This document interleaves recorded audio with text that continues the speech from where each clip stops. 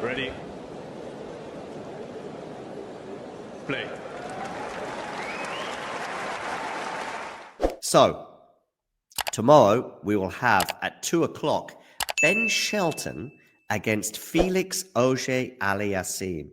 Let's have a quick look at their head-to-head, which reads 1-0 in the favor of Felix Auger Aliassime. Now, this, of course, a lot will depend on the health of Felix, who pulled up with a calf muscle injury. I say pulled up, he didn't retire in his match with Yannick Sinner, but at the end of the first set, when things were pretty nip and tuck for Felix, he was serving to stay in that first set at deuce.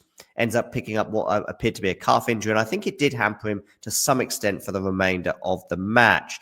He ends up losing that point, and then also the next point, and Yannick Sinner takes the first set and doesn't look back from there. Now, I'm not saying that he wouldn't have lost to Yannick one way or another, but I do think it would have been a much tighter affair, probably a bit more like their Paris Masters final than the 6-1 second set win for Yannick Sinner in that encounter.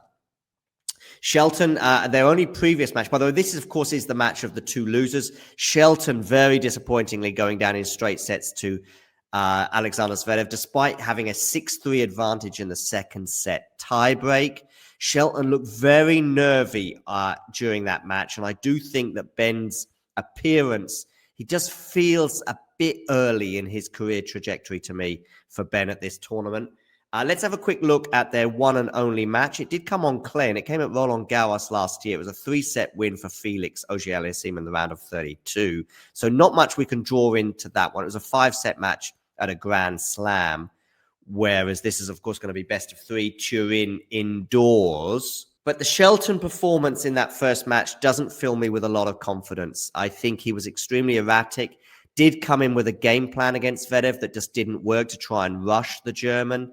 It probably would have worked if Shelton could have executed it, but he didn't really execute it and rarely got a look in on the Zverev serve until he gets that situation at the end of the second set and has those 3-set points that really were.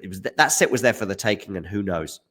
Felix, if he's fit, his indoor form, he's the indoor GOAT, remember.